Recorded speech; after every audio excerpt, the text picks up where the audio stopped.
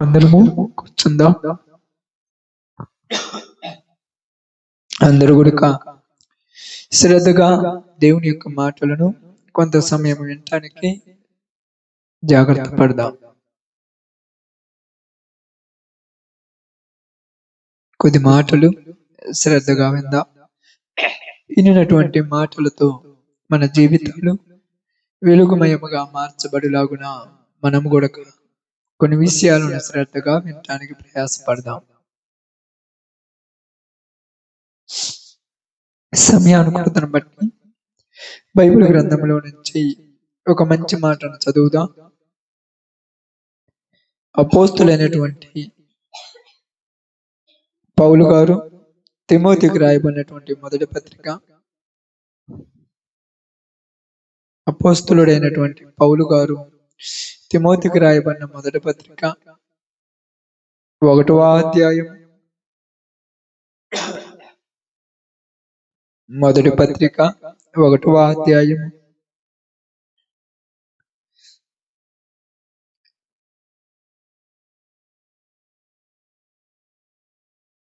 12-13 వచనాలు జాగ్రత్తగా చదువుదాం. జాగ్రత్తగా చూడండి. ఈ యొక్క 2024 చివరి ఆదివారంలో చివరిలోనికి మనం వచ్చి ఉన్నాం. ఇక రేపు మరునాడు అయిపోతే 2024 అయిపోతుంది. మరొక ఆదివారము ఇక రాదు. అంటే ఆదివారం వస్తుంది కానీ 2024లో ఒక ఆదివారం అనేది రాదు. కాబట్టి జనములు పండగలకు సంవత్సరాలకు ఇచ్చినంత ప్రాధాన్యత ఆదివారాలకు ఎవరని అర్థమైందిగా మీకు? పండగకు ప్రాధాన్యత ఇస్తారు. క్రిస్మస్ కు అందరూ రావాలి, కూర్చోవాలి. జనవరికి 1 రావాలి, కూర్చోవాలి. మరి ఆదివారానికి ఎందుకు రాలేరంటే నిర్లక్ష్యం ఏర్పడింది జనాలలో. కాబట్టి ఈ యొక్క చివరి ఆదివారంలో ఒక మాట చదువుకొని దానిని కొంత సమయం వివరించుకుందాం. జాగ్రత్త చూడండి. తిమోతికి రాసిన మొదటి పత్రిక 1వ అధ్యాయము 12-13 వచనాలు. పూర్వము దూషకుడను హింసకుడను హానికరుడనయ్యున్న నన్ను తన పరిచర్యకు నియమించి నమ్మకమైన వానిగా ఎంచినందుకు నన్ను బలపరిచిన మన ప్రభువైన క్రీస్తు యేసునకు కృతజ్ఞుడనై ఉన్నాను. తెలియక అవిశ్వాసము వలన చేసి తిని గనుక కనికరించబడితిని. ఆమేన్. దేవుడి వాక్య భాగం మన మధ్యలో ఆశీర్వదించును గాక. ఆమేన్. మంచిది. సహోదరి సహోదరులారా, చెప్పబడినటువంటి చదవబడినటువంటి సందర్భము చాలా విలువైనటువంటి మాట. అపోస్తులైనటువంటి పౌలు గారు యేసు ప్రభు యొక్క శిష్యుడిగా రాకముందు, యేసు ప్రభు వారిని అంగీకరించక ముందు, యేసు ప్రభు దగ్గరికి రాకముందు ఆయన పరిస్థితులు ఏంటో మీకు ఇక్కడ చక్కగా తెలియజేస్తున్నాడు. పూర్వము అన్నాడంటే దేవుణ్ణి సొంత రక్షకునిగా అంగీకరించక ముందు. అందుకని మీ అందరికి చెప్తుంటాను, నూతన సంవత్సరం వస్తుందనగానే నిర్లక్ష్యం చేయకుండా దేవుణ్ణి సొంత రక్షకునిగా అంగీకరించండి అని చెప్తాను. బాప్తిస్మం తీసుకోవటానికి సిద్ధపడండి అని చెప్తాను. పరిస్థితులు ఎలా ఉన్నాయి, స్థితిగతులు ఎలా ఉన్నాయి చెప్పకూడదు. ఎందుకంటే ఇక పాతవి గతించిపోతాయి, కొత్త మార్గం ఏర్పరచుకోవాలి. మనకు ఒక సెక్యూరిటీ కావాలి. సెక్యూరిటీ అంటే తెలుసు కదా, మనం జాగ్రత్తగా ఉంటాం కానీ మనల్ని జాగ్రత్తగా చూసుకునే వాళ్ళు కూడా కావాలి. ఇప్పుడు ప్రధానమంత్రి ఉన్నాడు అనుకోండి, ప్రధానమంత్రి జాగ్రత్తగా ఉంటాడా ఉండడా? చాలా జాగ్రత్తగా ఉంటాడు. కాళ్లకు ములుగుచ్చుకోకూడదని, చుట్టుపక్కల నుంచి ఏమి రాకూడదని, బుల్లెట్ ప్రూఫ్ కారులో వచ్చి బుల్లెట్ ప్రూఫ్ జాకెట్ వేసుకొని అంతా కూడా జాగ్రత్తగా ఉంటాడు. ఇన్ని జాగ్రత్తలు ప్రధానమంత్రి తీసుకున్నా ప్రధానమంత్రి చుట్టూ ఎవరుంటారు? సెక్యూరిటీ గార్డ్స్ ఉంటారు. ఎందుకంటే ఒకవేళ ఈయన నిర్లక్ష్యం చేసినా వాళ్ళు జాగ్రత్త తీసుకుంటారు. కాబట్టి మన జీవితంలో కూడా ఒకవేళ మనం నిర్లక్ష్యం చేసినా దేవుడు మనకు సెక్యూరిటీగా పరిశుద్ధాత్మని ఇస్తే మనము పడిపోము. అది గుర్తుపెట్టుకోవాలి మీరు. బాప్తిస్మం తీసుకుంటే ఎవరైనా ఏమైనా వస్తాయని కనుక నేను చెప్పేది. అప్పుడు దేవుడు కాపుదల మీపై ఉంటుంది. దేవుడు సెక్యూరిటీ మీకు ఇచ్చేస్తాడు. అందుకని తొందరపాటు పడాలి, త్వరగా సిద్ధపడాలి దానికోసం. ఎందుకు సిద్ధపడాలంటున్నానంటే గతించినది ఇక మరలా రాదు. ఉన్నదానికి ఉన్న రోజుల్ని గతించిన దానిలాగా బ్రతకూడదు. మన జాగ్రత్త మన ఊరికే ఉంటుంది. దేవుడు మన మీద జాగ్రత్త చూసుకుంటే చాలా సెక్యూరిటీ ఇస్తాడు. అందుకని ఇక్కడ పౌలు గారు ఏమంటున్నాడంటే పూర్వము అంటే పూర్వము అంటున్నాడంటే యేసు ప్రభు వారిని నమ్మక ముందు, ఇంకొక రకంగా చెప్పాలంటే యేసు ప్రభు వారిని సొంత రక్షకునిగా అంగీకరించక ముందు, అప్పుడు ఆయన చేసే పని ఏంటంటే యేసు ప్రభు గురించి కొద్దిగా ఇబ్బంది పెట్టడం ప్రారంభించాడు. ఎలాగంటే అపోస్తుల కార్యములు 26వ అధ్యాయము 9వ వచనాన్ని ఒకసారి చదువుదాం.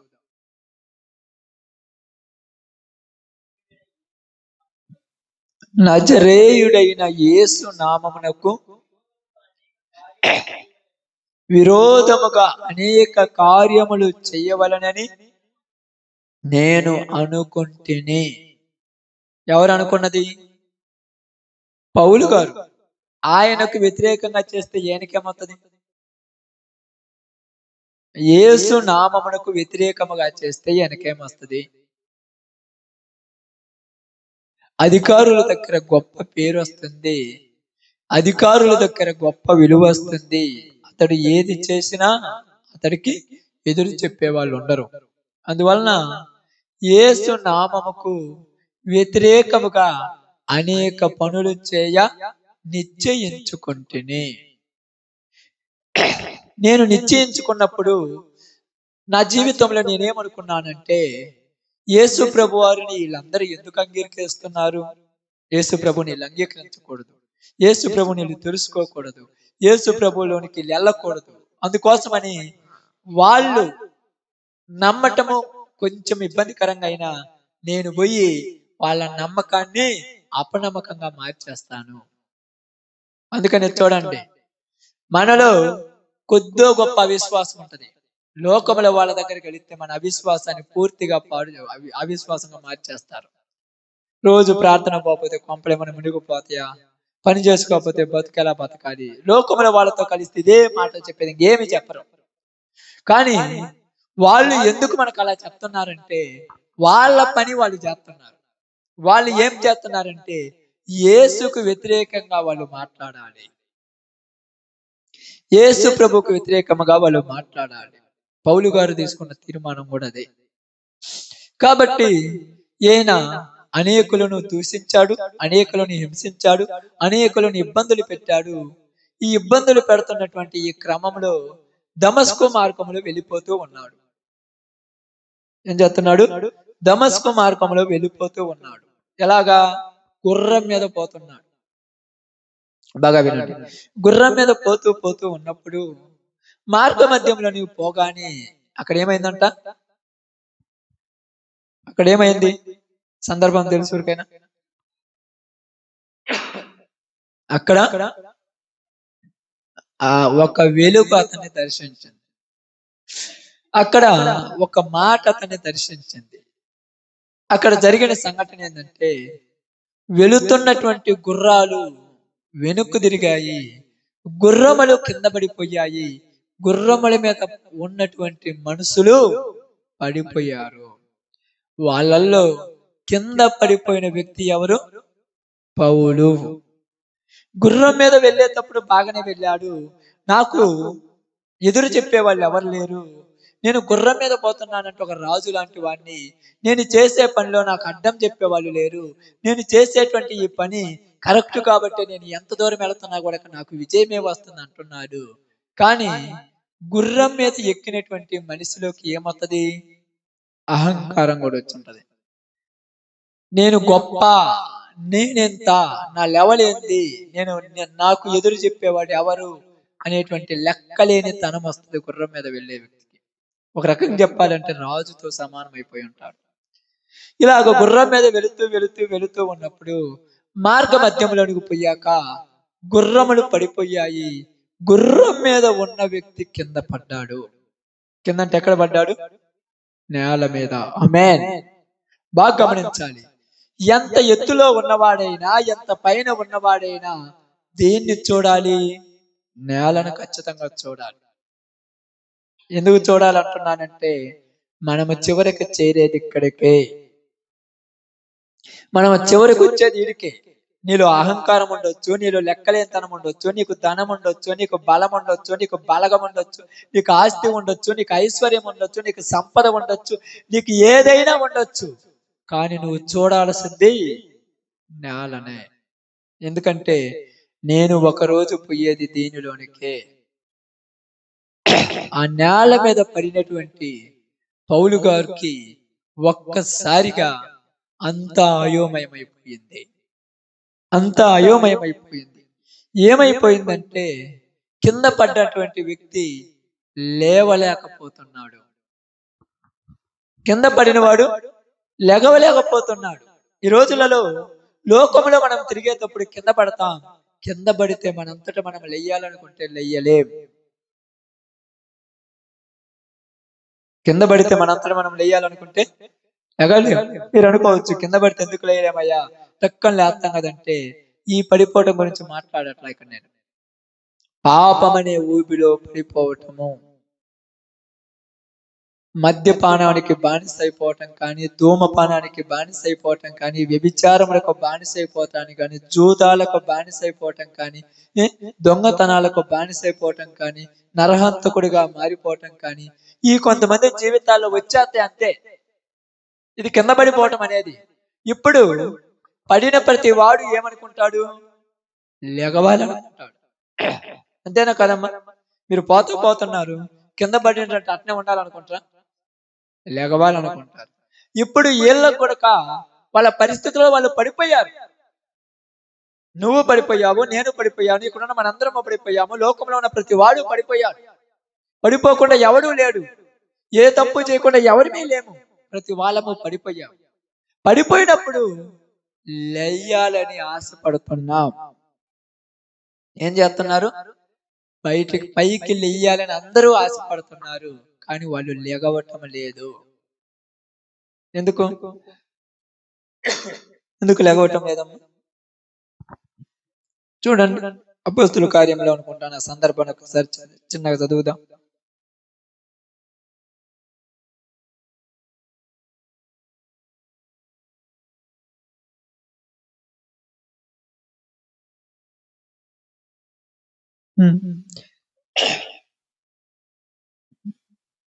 బైబిల్ గ్రంథంలో నుంచి 9వ అధ్యాయము, అపోస్తుల కార్యములు 9వ అధ్యాయము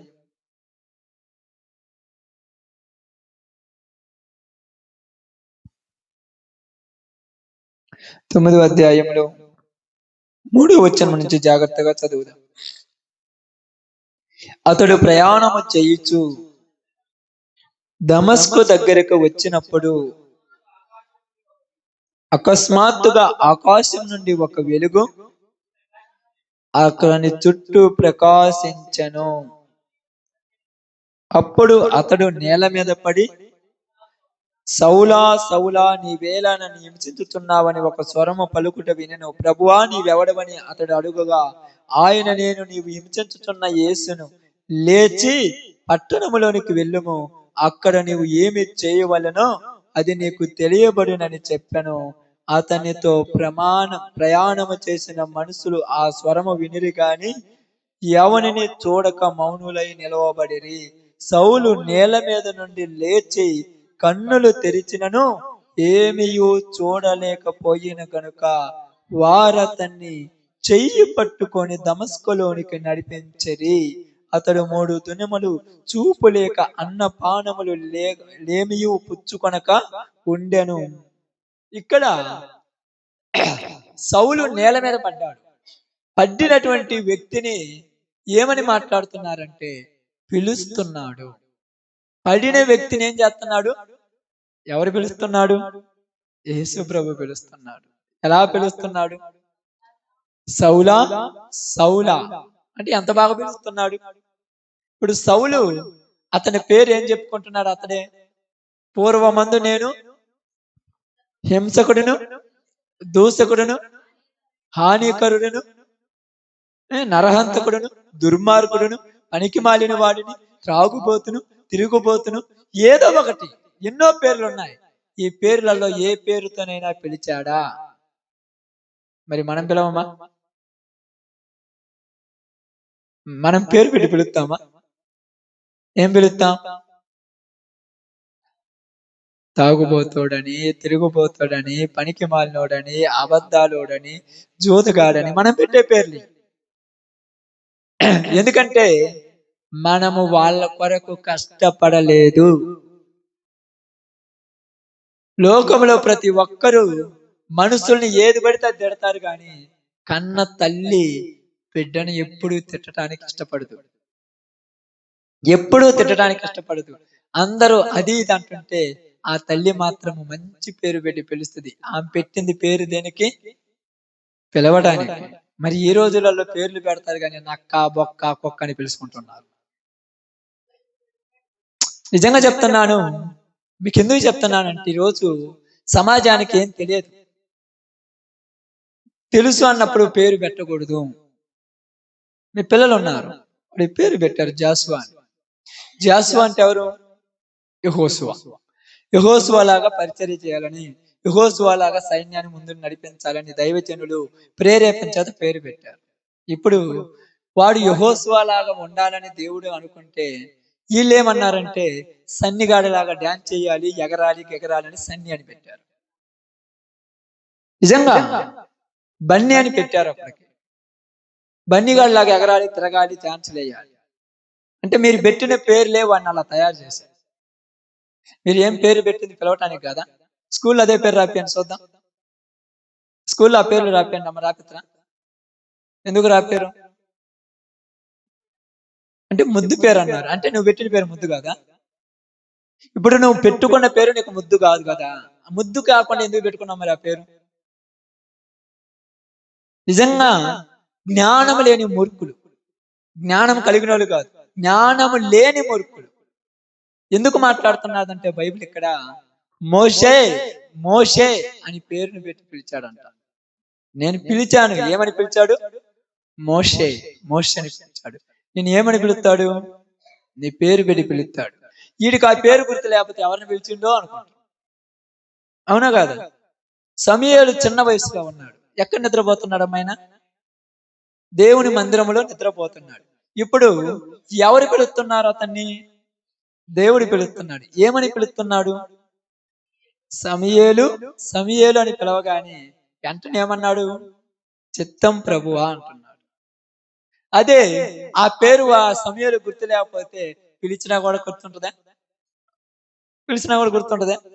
ఇప్పుడు వీళ్ళ పిల్లల్ని అడగండి నీ పేరు ఏం పేరు అంటే వాళ్ళు కూడా అసలు పేరు మర్చిపోయి అసలు పేరు చెప్పేస్తుంటారు. అసలు పేరు ఊరికి గుర్తుండదు, ఎందుకంటే వాడిని పిలిస్తే కదా గుర్తుండేది. దేవుడు పేరు పెట్టిన వాడు పిలుచుకోగలడు. ఏమని పిలుస్తున్నాడు? సౌలా సౌలా. మనం ఎవరమైనా కూడా మన కళ్ళ ముందు ఉన్నటువంటి మనుషులని ప్రేమించే గుణాలు మన దగ్గర ఉండవు. యేసు ప్రభువు మంచోడా, మనం మంచోళ్ళమా? నిజంగా చెప్పాలి మనస్ఫూర్తిగా.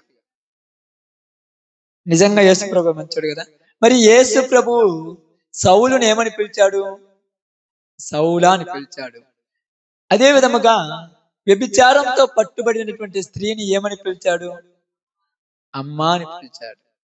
అవునా కాదా? పాపాత్మురాలైనటువంటి స్త్రీని ఏమన్నాడు? అమ్మా అన్నాడు. ఈమె చేసేది మీకు తెలియదు, నాకు తెలుసు అన్నాడు. 12 సంవత్సరాల నుంచి రక్తస్రావంతో ఉన్నటువంటి స్త్రీని ఏమన్నాడు? కుమారి అన్నాడు. నా కుమారి అన్నాడు. పుట్టివాడైనటువంటి జక్కయ్యని ఏమని పిలిచాడు? జక్కయ్య చెట్టు దగ్గర, ఇతడును అబ్రహాము కుమారుడే. ఎందుకు పేరు పెట్టి పిలిచాడు? ఏదో ఒక పేరుతో పిలియచ్చుగా. అతడు దృష్టిలో నీ పేరు రాయబడి ఉన్నదేమో, అతడి జ్ఞాపకాలలో నువ్వు ఉన్నావు, అందుకే నేను పిలుస్తున్నాడు.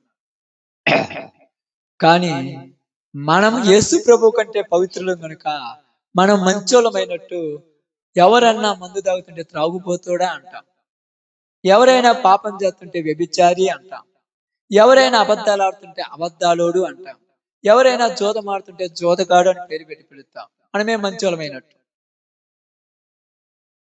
నేను పేరుతో పిలిస్తే అతనికి విలువిస్తే అతడు కొద్దిగా బాగుపడతాడుగా. విలువ ఇవ్వకుండా వాడికి అదే పేరు పెడితే నా పేరే ఇది, నేను ఇలాగనే బ్రతుకుతాను అంటున్నాడు వాడు. సౌలా సౌలా నీవేలా నన్ను హింసించుచున్నావు,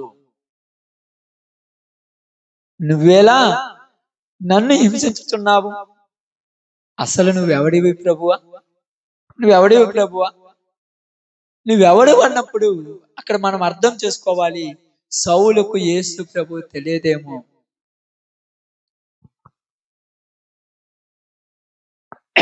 తెలిసి ఒకవేళ ప్రభు అన్నాడే మనకైతే తెలియదు. కాబట్టి ఇక్కడ పడిపోయిన వాడితో మాట్లాడేది ఎవరు? దేవుడు, యేసు ప్రభు వారు. ఈరోజు లోకంలో పాపాలలో పడిపోయిన జనాలు ఎంతో మంది ఉన్నారు. వాళ్ళతో వాక్యం ద్వారా మాట్లాడుతున్నాడు, పిలుస్తున్నాడు, రండి రండి రండి అని. సౌలైతే విన్నాడు, లేచాడు. ఈరోజు జనములు వినలేదు కనుక లేయలేకపోతున్నారు. సౌలు విన్నాడు, నీవెవడివి పేరు పెట్టి పిలవగానే సౌలుకి ఏమైంది? వినపడింది. వినపడగానే నీవెవడివి ప్రభువా అన్నాడు. నువ్వెవడివి ప్రభు అని అడిగాడా లేదా? చూడండి ఎంత బాగుందో. ఈరోజు మీకు చెప్తున్నాను, దేవుడు ఎవరిని కూడా పిలవకుండా మానుకోడు. ప్రతి ఒక్కరిని పిలుస్తాడు. నన్ను పిలిచినట్టే నిన్ను పిలుస్తాడు, నిన్ను పిలిచినట్టే లోకముల వాళ్ళని పిలుస్తాడు, లోకముల వాళ్ళని పిలిచినట్టే ఏ స్థితిలో ఉన్న వాళ్ళైనా పిలుస్తాడు. ఎప్పుడు పిలుస్తాడంటే వాళ్ళు పడిపోయిన పరిస్థితిలో పిలుస్తున్నాడు. ఇక్కడ పడిపోక ముందు పిలిచాడు, వినలేదు. పడిపోయిన తర్వాత పిలుస్తున్నాడు. ఇప్పుడు లేయి అన్నాడు. నీవు లేచి దమస్కునకు వెళ్ళు. ఇప్పుడు సౌలు ఎవరి మాట వినాలి? బాగా చెప్పండి. సౌలు ఎవరి మాట వినాలి? ఆయనతో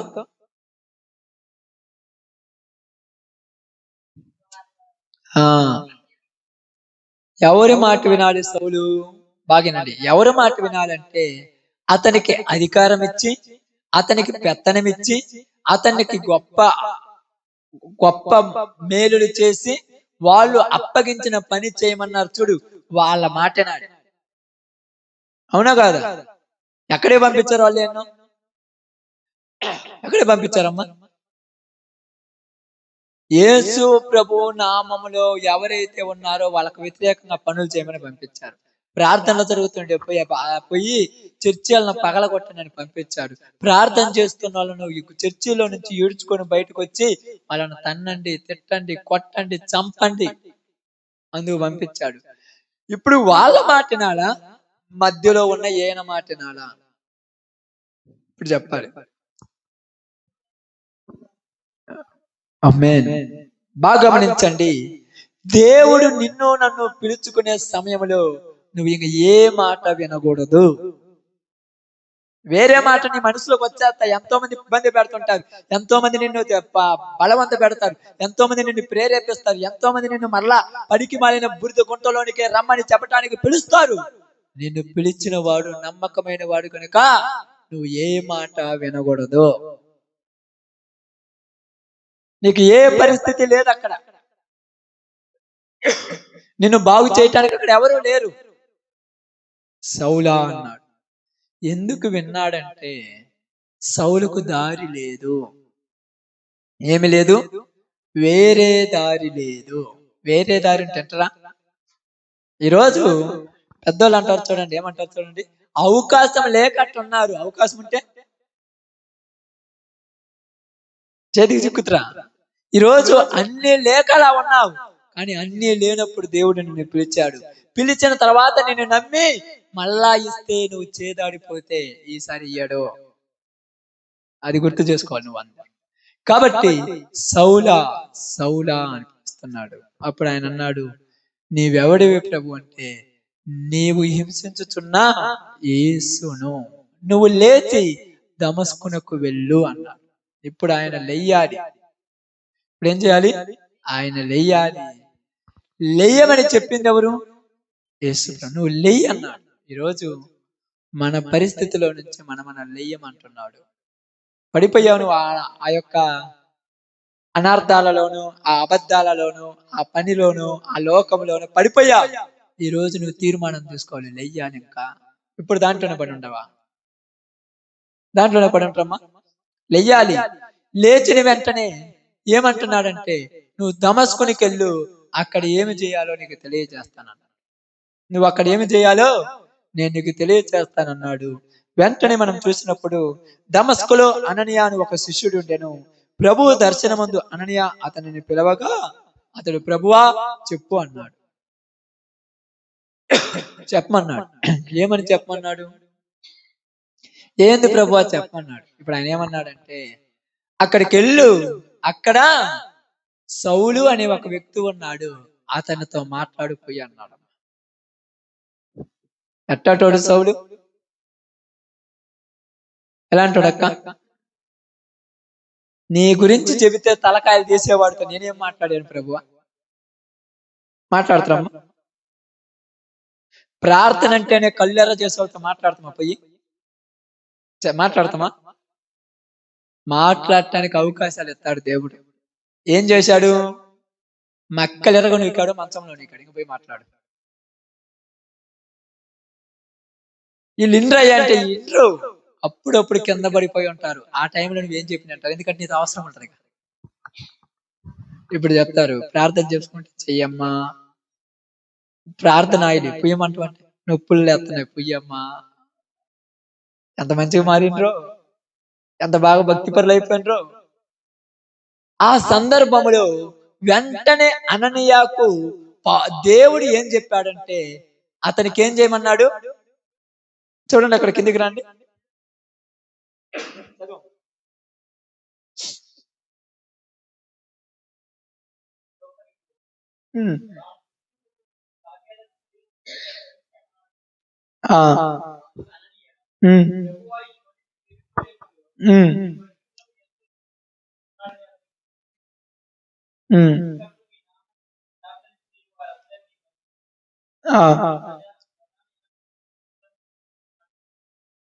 అందుకు ప్రభు, నీవు వెళ్ళుము, అన్య జనులు ఎదుట, రాజులు ఎదుటను, ఇశ్రాయేలీయుల ఎదుటను నా నామమును భరించుటకు ఇతడు నేను ఏర్పరచుకున్న సాధనమై ఉన్నాడు.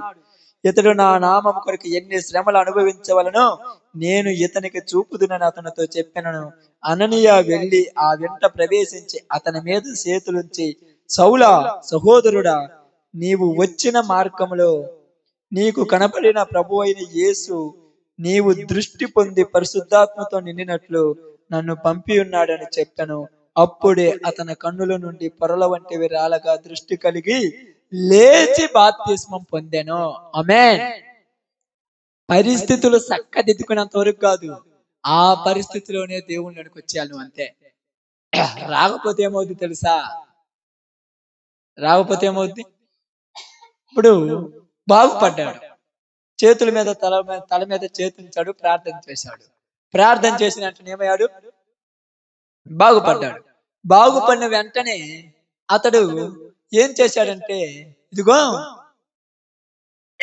ఇదిగో నువ్వు బాప్తిస్మం పొందు అన్నాడు. ఎందుకు పొందాలి బాప్తిస్మం? ఇప్పుడు చెప్పాలా ఎందుకు పొందాలి బాప్తిస్మం? బాప్తిజం పొందాలంటే మనం ఏం చేసుకుంటాం?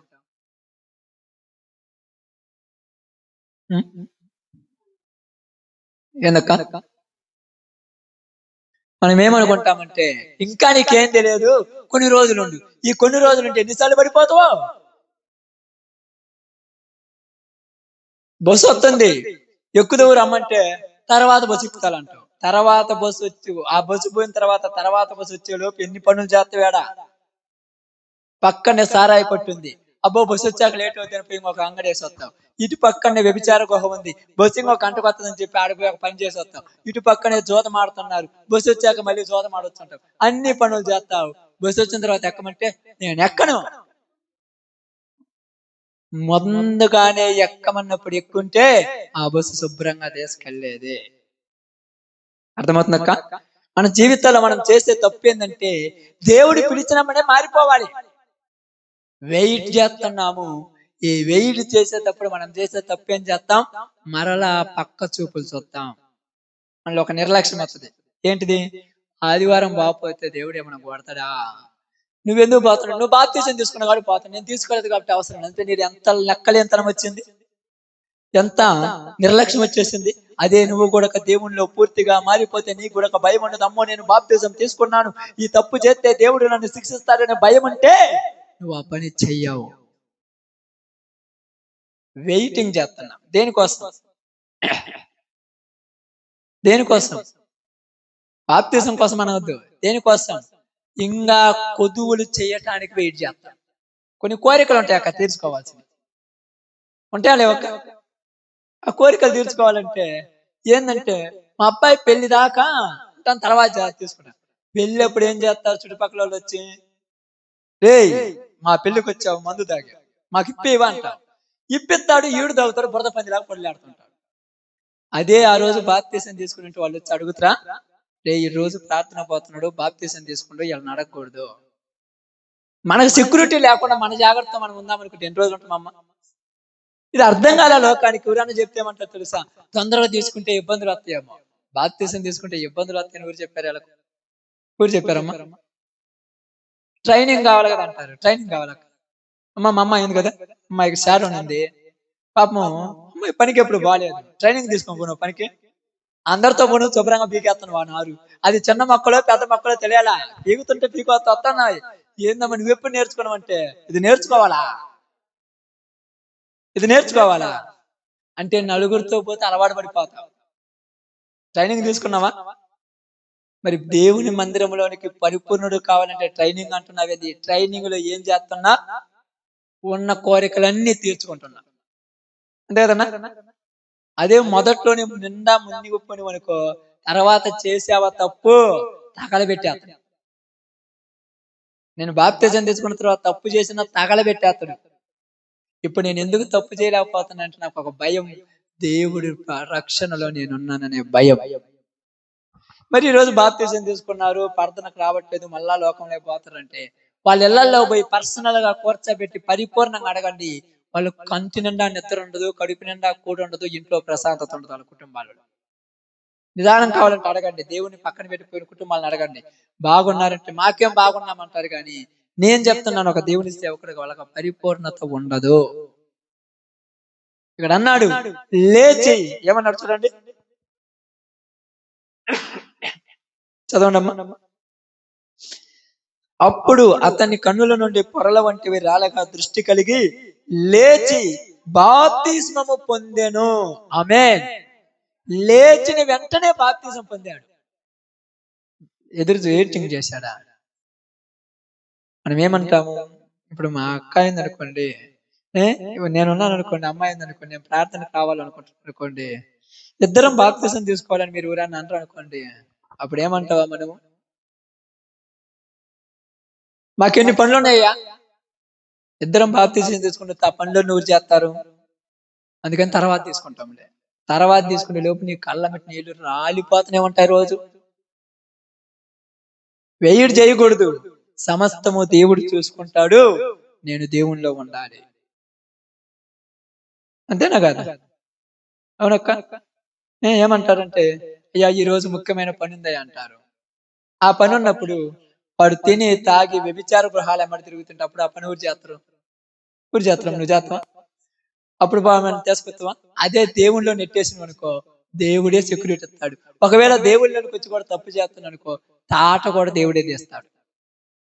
దైవజనులుగా మేమేం చెప్తామంటే, వెయిటింగ్ ఎందుకు చేయొద్దని చెప్తానంటే, ఆలస్యము చేసే కొద్ది పాపాలు పెరిగిపోతుంటాయి. ఎందుకంటే 2 వారాల క్రితం మన మధ్యలో తల్లి గారు సుబ్బలమ్మ గారు ఉన్నారు. ఆమె జీవించిన జీవితం అంతా కూడా ఎక్కడున్న అందరికీ సుపరిచయమే. పూర్తిగా తెలియని వాళ్ళు అందరూ తెలుసు. కానీ ఎలా బతికుందో, ఏ విధంగా బతికుందో దేవుడు తెలుసు, ఆమె తెలుసు. చివరి దినాలలో ప్రతిరోజు ప్రార్థన నడిపించాడు దేవుడు. ముందు రోజులు ఎలా బతుకుందో నాకైతే లేదు, నేను చిన్నపిల్లవాడిని కాబట్టి నాకు కూడా పెద్ద పరిచయం లేదు. ఊర్లో వాళ్ళకి ఆమె మీద బ్యాడ్ ఒపీనియన్ ఉండొచ్చు, ఆమె తప్పు ఇలా మాట్లాడింది, అబద్ధాలు ఆడుద్ది, ఒకవేళ ఏదన్నది ఏదో మనకు తెలియదు. మనుషులకు నానా రకాల వాళ్ళకు నానా రకాల కనపడి ఉండొచ్చు. కానీ చివరి దినాలలో ఈ 2024 సంవత్సరంలో దేవుడు ఒకవేళ ఆమెను పిలుచుకోవాలనుకున్నాడేమో, ఏమో నాకు తెలియదు. కానీ 24 మనము వెహికల్ కొన్నది మొదలుకొని ఎంతవరకు ప్రతిరోజు సువార్తలు తిప్పాడు దేవుడు. ఎందుకంటే ముందున్నది మొత్తం కొట్టేసి నా మందిరానికి రావాలంటే నేను క్లీన్ చేసుకోవాలి. చనిపోయే ముందు రోజు కూడా అంటే శనివారం నైట్ కూడా ప్రార్థన వచ్చి కూర్చుంది ఇక్కడ. శుక్రవారం నైట్ కూడా మాతోటి ప్రార్థనకు వచ్చింది.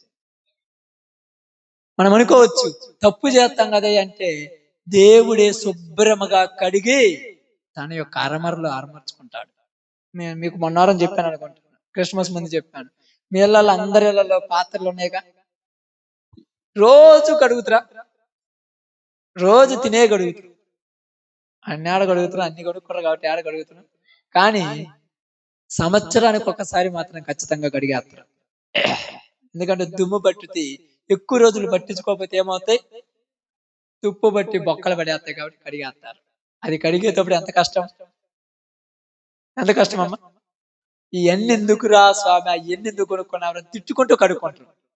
మరి కొనుక్కునేటప్పుడు అనుకున్నారు ఇవన్నీ జాగ్రత్త ఉండాలని. దేవుడు కూడా ఎంతమందిని కూడా ఖచ్చితంగా తన జీవితం ముగించులోపు పరిశుభ్రంగా చేసుకొని తీసుకుంటాడు, పరిపూర్ణంగా కడుక్కొని మరీ తీసుకుంటాడు ఆయన. మనం అనొచ్చు ప్రార్థన పోతున్నాడు కానీ అబద్ధాలు ఆడతాడు, ఇది చేస్తాడు. ఓకే, ఏదైనా కానీ నేను బాప్తిసం తీసుకున్నాను కాబట్టి చివరి సమయాలు నా యొక్క ముగింపు దినాలు వచ్చినప్పుడు దేవుడు నన్ను శుభ్రంగా కడుక్కొని తన యొక్క సింహాసనానికి రెడీ చేసుకుంటాడు. కడుక్కునే బాధ్యత ఎవరిది? ఆయనది. కొట్లో ఉన్నప్పుడు ఎప్పుడన్నా కడిగిరా మీరు పోయి? కొట్లో ఉన్న మీరు ఇళ్లలో ఉన్న కొట్లలో ఉన్న రోజు ఏ రోజైనా పోయి కడిగినరా? ఎందుకు కడగలేదు? మరి ఇప్పుడు ఎందుకు కడుగుతున్నారు? కొనుక్కున్నారు. ఏమిచ్చుకున్నారు? డబ్బులు ఇచ్చుకున్నారు. అలాగే మనములు ఎందుకు కడుగుతారంటే తన రక్తం ఇచ్చి కొనుక్కున్నారు కాబట్టి కడుక్కుంటాడు. తన రక్తం ఇచ్చి కొనుక్కున్నాడు కాబట్టి కడుక్కుంటాడు, లేకపోతే వరకు ఉన్నాడు. అందుకనే లేచిన వెంటనే బాప్తిసం పొందాడు ఆయన. బాప్తిసం పొంది ఇక సువార్త సేవ కొరకై ప్రయాసపడుతున్నాడు. అందుకంటున్నాడు ఆయన, చూడండి ఇక్కడ, పూర్వమందు చదవండి ఆ సందర్భం. పూర్వము దోసుకుడును హానికరుడునైన నన్ను తన పరిచర్యకు నియమించి నమ్మకమైన వానిగా, బాగా చదవాలన్నమాట, నమ్మకమైన వానిగా ఎంచినందుకు, నమ్మకమైన వానిగా ఎంచినందుకు అంటే నన్ను నియమించింది ఎవరు? ఆయన. ఎలా ఉన్నప్పుడు నియమించాడు? ఎలా ఉన్నప్పుడు నియమించాడు? వ్యతిరేకమైన పనులు చేసేటప్పుడే నియమించుకున్నాడు. నియమించుకున్న తర్వాత మార్చుకున్నాడు. బాగానండి, మార్చుకున్నాడు. ఎలా మార్చుకున్నాడు అంటే, కింద పడ్డాడు, పడిన వాడిని తో మాట్లాడాడు, మాట్లాడిన వానికి సేవకుని పంపించి వాక్యం చెప్పించాడు. వాక్యం చెప్పిన తర్వాత అతడు ఏం చేయమంటూ అన్నాడు, ఈ సమయంలో నేను ఒక బాప్తిజం పొందాలనగానే బాప్తిజం పొందేశాడు. బాప్తిజం పొందిన తర్వాత ఇప్పుడు ఇతన్ని ఏమనుకుంటున్నాడంటే, అసలు నేను వాక్యం ఏదో నాకు తెలియదు. తెలుసా ఆయనకు? యేసు ప్రభు చరిత్ర ఏదో ఆయనకు తెలుసా? కొద్దో గొప్ప తెలుసు, పూర్తిగా తెలియదు. పరిశుద్ధాత్ముడు ఉన్నాడని మనకు తెలుసా? అవన్నీ తెలుసున్నాడు తిట్టుండేవాడా? అసలు ఏం చేయాలో తెలియదు, ఏం మాట్లాడాలో తెలియదు. నన్ను నియమించుకున్నందుకు దేవునికి గొప్ప విషయమే. అసలు నన్ను నియమించుకున్నాడు ఏంది? అర్థమవుతుందమ్మా? ఇక్కడ ఉన్న మీరు అర్థమవుతుందా? అసలు నువ్వు వచ్చాడు కూర్చుంటావు ఎప్పుడన్నా అనుకున్నావా? ఏ రోజన్నా అనుకున్నామా? మన పరిస్థితులు ఎలా అంటే అన్న చిన్న ఎట్లాడి మన పరిస్థితులు, మన స్థితిగతులు ఏ రేంజ్, ఎలాంటి బ్రతుకు బతికి వచ్చామన్నా మనము? అర్థమవుతుందా? ఏ రోజన్నా ఏడా ఈ గుడిలో ఈ చర్చిలో దేవుని వాక్యం ఉంది నేను కూర్చుంటానని మనం అనుకున్న వాళ్ళమా? ప్రసాద్ ఇప్పుడు అనుకున్న వచ్చాను పెద్దలను మెట్టలాడుతూ తిరిగిన మాకు అప్పుడు మెట్టలాడుతూ పై రెబల్లాగా తిరిగిన వాళ్ళు. ఆ రెబలగా తిరిగిన వాళ్ళనే కాలు ఎరగొట్టి తీసుకొచ్చాడు, కూర్చోబెట్టాడు. ఎందుకంటే మన పాత స్వభావం మనకు తెలుసు. తప్పులు మేము చేయలేదయ్యా అనొద్దు. తప్పులు పైకి చేయకపోయినా లోపల పబ్లిక్ గా చేసేవాళ్ళం ఉంటాం, లోపల పబ్లిక్ గా చేస్తాం. ఒక రేంజ్, ఒక లెక్కలేని అహంకారం, నాకేమి, నా లెవలేంది, నేను ఇంట్లో కాదు బయట పెట్టుకొని ఉంటాను, నన్నెవరు అనేది ఆ రేంజ్ లో ఉన్న వాళ్ళని కూడా నీ జీవితం నీ చేతుల్లోనికి పెట్టి నిన్ను పడగొట్టి ఆయన దగ్గర తీసుకొచ్చుకున్నాడు. మనకు అర్థం కాల, నాకేమిలే అనుకున్నావు. ఏమని ఎవరికేమనుకోకూడదు. ఆయన తీసుకొచ్చుకున్న వాళ్ళు మామూలు కాదు, ఆయన దగ్గరకు వచ్చిన వాళ్ళు మామూలు కాదు. మీరు అనుకోవచ్చు ఇక్కడ ఉన్న అందరం కూడా, అయ్యా నేను చిన్నప్పటి నుంచి అంత బాగానే ఉన్నాను, ఊరు చెప్పారు బాగుగా ఉన్న వాళ్ళం ఎవరి మీద నేను కూడా చెప్తాను, మనందరం బాగున్నాం. పౌలు కంటే గొప్ప వాళ్ళం కాదు మనం, పౌలు కంటే ఘోరాతి ఘోరమైన పనులు చేసి వచ్చిన వాళ్ళం. కానీ ఆయన ఏం చేశాడు తెలుసా? మనములను నియమించుకున్నాడు. నాకు ఇల్లు కావాలి అని. ఎందుకు నియమించుకున్నాడు చెప్పండి? నువ్వే కావాలని ఎందుకు నియమించుకున్నారు?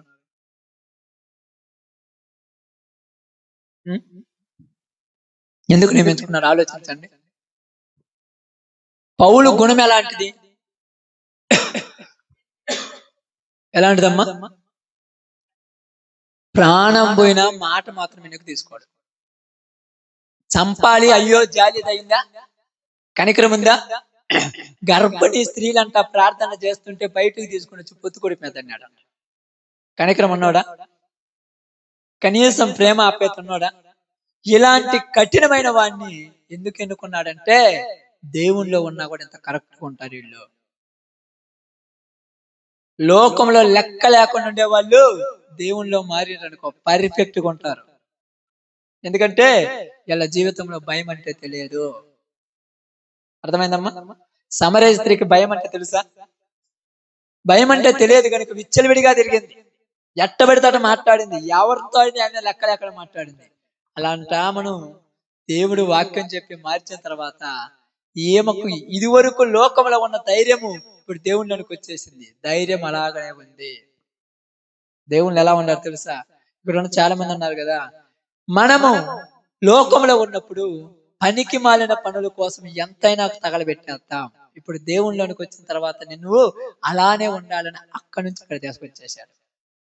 అర్థం కాల మనకు లోకంలో చాలా మంది, నన్ను ఎందుకు మార్చుకున్నాడు, నేను ఏమి చేశానని. మనం ఏమి చెయ్యాలని కాదు, మన మీద ఆయనకు ఒక దృక్పథం ఉంది. అందుకే మీకు చాలా సార్లు చెప్తుంటాను, పర్ఫెక్ట్ గా అంటే నేను బాగా ఉన్నాను పైకి ఒకరు బాగా ఉండి లోపల నటించే వాళ్ళు ప్రార్థనకు వచ్చినట్టే ఉంటారు, రాకున్నట్టే ఉంటారు. లోకంలో విచ్చలవిడిగా తిరిగి దేవుళ్ళకి వచ్చినోడు ఏదైనా కూడా తెగించి చేస్తాడు పని, ఏ పనైనా తెగించి చేసేస్తాడు. ఎందుకు ఇలా తెగిస్తాడంటే దేవుడు పిలుచుకున్న పిలుపు అలాంటిది. అందుకే ఇక్కడ ఏమన్నారు తెలుసా? నన్ను నియమించి తర్వాత నమ్మకమైన వాడిగా ఎంచినందుకు. ఎవరు ఎంచింది? దేవుడు ఎంచాడు. ఇతడు నమ్మకమైన వాడు అంటే పౌలు నమ్మకమైన వాడని దేవుడు చెప్పాడు, మనుషులు నమ్మల. ఎందుకు నమ్మకమైన వాడు అన్నారు పౌల్ని? ఎందుకు నమ్మకమైన వాడు అయినమ్మా? పాత జీవితం గుర్తుండాలి ఇక్కడ. పౌలు జీవితం ఎందుకు నమ్మకమైన వాడు అన్నాడు పౌల్ని? కరెక్ట్ గా చేశాడు. ఇల్లు తగలబెట్టామంటే ఊర్లో జనాలు ఏమని అనుకుంటానులే, పోయాడు అగ్గిపెట్టి తీసుకున్నారు, తగలబెట్టాడు, వచ్చాడు. ఏందిరా తగలబెట్టావంటే, నేను తగలబెట్టమన్నారు, నేను తగలబెడతాను. నేను ఆయనకు నమ్మకస్తున్నా అని చెప్పిన మాట అంతే. వాళ్ళు తిడతారా, వీళ్ళు కొడతారు, ఎన్ని పట్ల చెయ్యమన్న పని చేసి వచ్చాడు. ఆ లోకంలోనే మనుషులకి అంత నమ్మకంగా ఉంటే ఇప్పుడు నా దగ్గరికి వచ్చి ఎంత నమ్మకంగా ఉంటాడు? కాబట్టి దేవుని కోసం తీసుకొచ్చుకున్నాడు, నమ్మకమైన వానిగా ఎంచి. ఇప్పుడు బాగానండి, ఈ మాట మనకు ముఖ్యము. ఎంచినందుకు నన్ను బలపరిచిన, ఈ మాట కడాగన్నా, ఎవరైనా బలపరిచింది? మనంతట మనం ఎప్పుడు బలంగా ఉండలేము.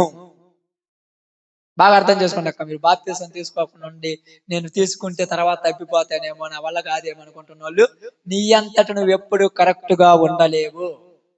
దేవుడే నిన్ను బలపరుస్తాడు అని చెప్తున్నాడు ఇక్కడ. ఎవరు బలపరిచేది? దేవుడు. ఎలా బలపరుస్తాడు? ఎలా బలపరుస్తాడు? వాక్యము ద్వారా బలపరుస్తాడు. వాక్యం ద్వారా బలపరుస్తాడు. దేవుడే నన్ను బలపరిచిన, నన్ను బలపరిచిన. ఎంత బాగా మాట్లాడారు. ఈరోజు మనం ఆ మాట మాట్లాడాలంటే మనలో ధైర్యం ఉండాలి. నన్ను బలపరిచింది ఎవరు? దేవుడు. ఒకప్పుడు తిరుగుబోతోడివి, పనికిరానివాడివి, జోతగాడివి, ఇప్పుడు ఏందిరా బైబిల్ పట్టుకొని ఊరూరు పోయి సువార్త చేస్తున్నావంటే ఇది నా శక్తి కాదు, దేవుని శక్తి. దేవుడు నన్ను ఇలా బలపరిచాడు. మీరు కూడా దేవునిలోనికి రండి, దేవుడు మిమ్మల్ని బలపరుస్తాడు. కుదురుద్దా? కుదురుద్దక్క? కుదరదు. ఎందుకంటే మనకి అన్నకి ఎన్ని ఉన్నాయో అడ్డంకులు. అడ్డంకులు వచ్చిన ప్రతిసారి పాపం చేస్తుంటాం. మరిసిపోయి మురిసిపోయి వెళ్ళిపోతాం. అప్పుడు అడిగి చేస్తావు. ఇప్పుడు చెప్పాలి, అడిగిపోతావు. అయ్యో ప్రార్థనకు వచ్చాను కదా, పరలోకం పోతానా? ఇదిగో సిలువ మీద దొంగ కూడా బాప్తిసం పొందలేదు కంటే సిలువ మీద దొంగకు అవకాశం లేదు. నీకు లేదు? నీకుందా లేదు అవకాశం? ఎన్ని రోజులు అవకాశం ఉన్నా కూడా నిర్లక్ష్యం ఎందుకు చేసావు? సలహాలు కావాలి. మన ఎవరి సలహాలు కావాలి? నా దగ్గర చాలా మంది వస్తారు. ఇప్పుడు మీరు ఆ ఎలుగువారిపాలెం గంగపాలెం ప్రాంతంలోకి వచ్చినప్పుడు అక్కడ అందరికి బాప్తిస్మాలు ఇచ్చాం. ఇప్పుడు సువార్త నుంచి మనం ఇక్కడికి వచ్చాము, అక్కడ వేరే వాళ్ళు చేస్తున్నారు, అయిపోయింది. అక్కడ వాళ్ళు ఎలా ఉన్నారంటే, నేనేం టెన్షన్ పడను, నేను అప్పగించింది ఊరి చేతికి. ఎక్కడున్నా ఏమి చేస్తున్నా ఎర్రగా తీసుకొచ్చి మళ్ళా చివరికి పరిశుద్ధంగా ఉంచుకొని చేర్చుకుంటాడు ఆయన. ఎక్కడ ఏ ప్రాంతంలో ఉన్నా ఎర్రగా తీసి మళ్ళా రెడీ చేసుకొని తీసుకుపోయి తన రాజ్యం చేర్చుకుంటాడు. ఎందుకంటే బాగా అర్థం కావటం అని చెప్తా చూడండి. తల్లిదండ్రులకు ఇద్దరు కుమారులు ఉన్నారు అనుకోండి. ఇద్దరు కుమారులు ఉంటే పెద్దవాడు మంచోడు, చిన్నవాడు పనికి మాలినోడు కాబట్టి తల్లిదండ్రులు ఏం చేస్తాడంటే, రే వీడికి ఆస్తి ఇస్తే మొత్తం పాడు చేస్తాడని మొత్తం పెద్దవాడికి రాసేస్తారా? చెప్పండి అక్కడ. ఎందుకు రాయరు?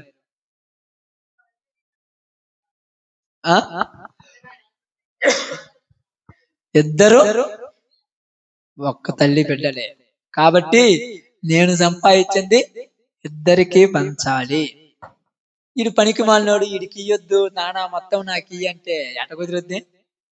నువ్వు ఎలాగా నా రక్తం పంచుకొని పుట్టావో ఈ వ్యక్తి కూడా అలాగే నా రక్తం పంచుకొని పుట్టాడు కనుక నీకు ఈ ఆస్తి మీద ఎంత హక్కు ఉందో వాడికి కూడా అంతే హక్కు ఉంది. నేను ఇప్పుడైతే నీది నీకు రాస్తాను గాని వాడిది నా దగ్గర జాగ్రత్త పెడతాను. ఏదో ఒక రోజు నా దగ్గరకు వస్తాడు, వాడితో వాడికి ఇచ్చేస్తాను.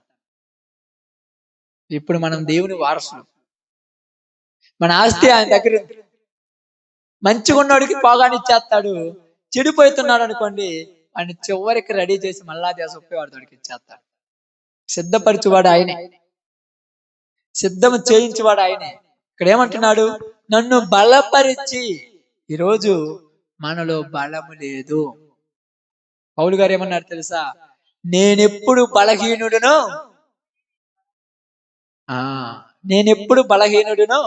అప్పుడే నేను ఎలాగయ్యాడు?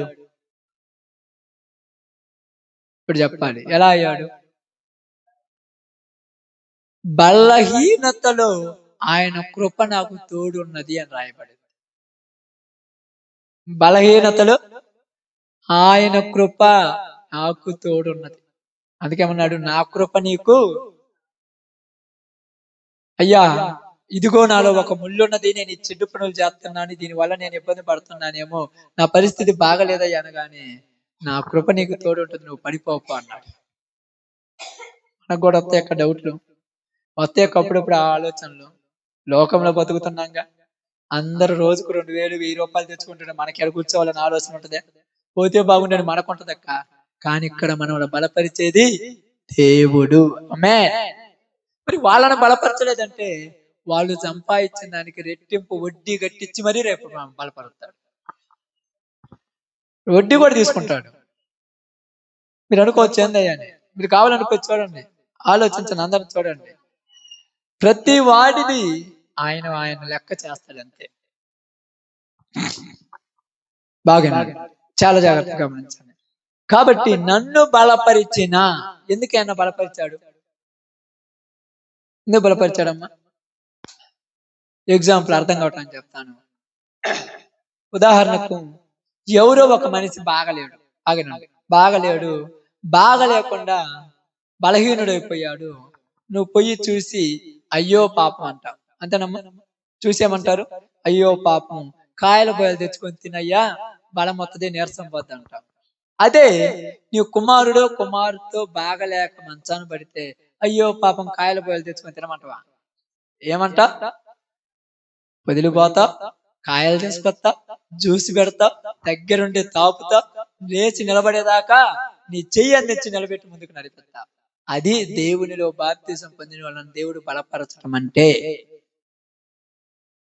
సమస్యలు అందరికి వస్తాయి, అందరికీ కోరికలు వస్తాయి, అందరికి శరీర ఆశలు వస్తాయి, అందరికీ లోక సంబంధమైన దరిద్రమైన బుద్ధులు వస్తాయి.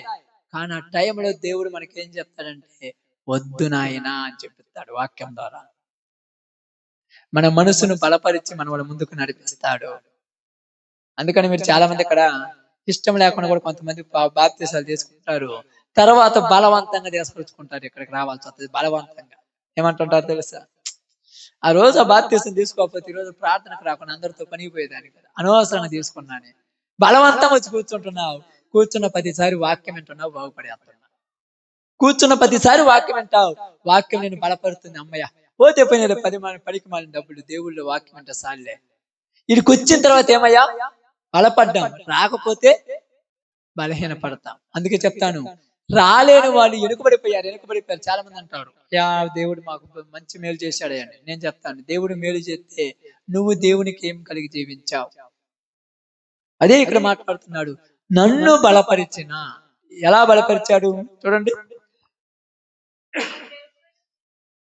నన్ను బలపరిచి మన ప్రభు అయిన క్రీస్తు యేసునకు కృతజ్ఞుడై ఉన్నాను. క్రీస్తు యేసుకు ఏమై ఉన్నాడు? కృతజ్ఞుడను. దేని కృతజ్ఞుడై ఉన్నాడు? ఇప్పుడు చెప్పాలి మీరు.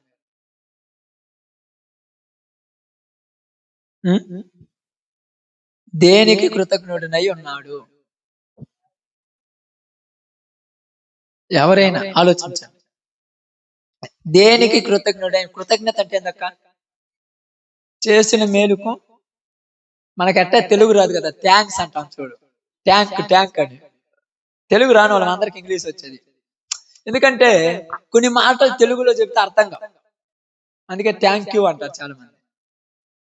ఎందుకు థ్యాంక్స్ చెప్తున్నారు? థ్యాంక్స్ దేనికి చెప్తారమ్మా?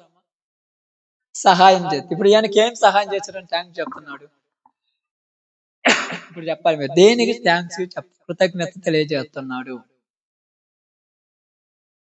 పాపంలో నుంచి విడిపించినందుకు, పడ్డోని లేపినందుకు. ఎప్పుడు లేపాడు? ప్రారంభంలో లేపాడు. మరి ఇప్పుడు తిమోతికి రాసిన పత్రిక అంటే చివరి ముగింపులో కదా, మరి ఇప్పుడు ఎందుకు చెప్తున్నాడు థ్యాంక్స్? కింద పడ్డోని లేపిన వెంటనే థ్యాంక్స్ అంటాడు, వదిలేస్తాడు. మరి ఇప్పుడు ఎందుకు థ్యాంక్స్ చెప్తున్నాడు? చదవండి మళ్ళా మాట, మళ్ళా చదవండి ఆ వాక్యం.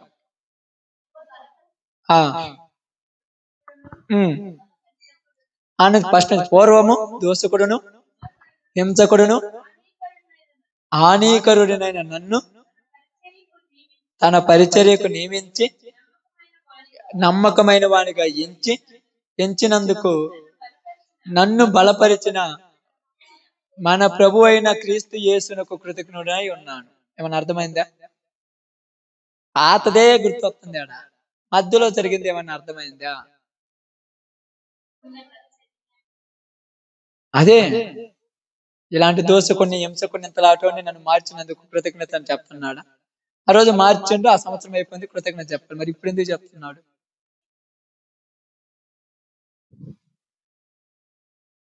ఎందుకు చెప్తున్నాడంటే బాగా వినండి. 2024 అయిపోతుంది, 25లోకి వస్తున్నారు.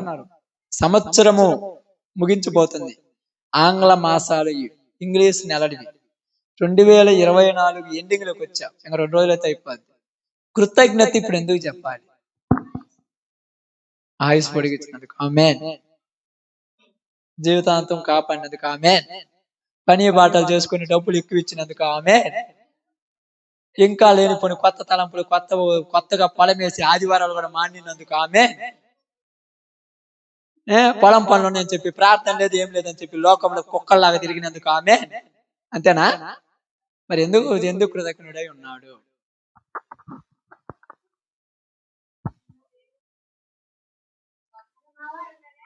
ఏందమ్మా? సువార్త చేసినందుకు కృతజ్ఞుడా?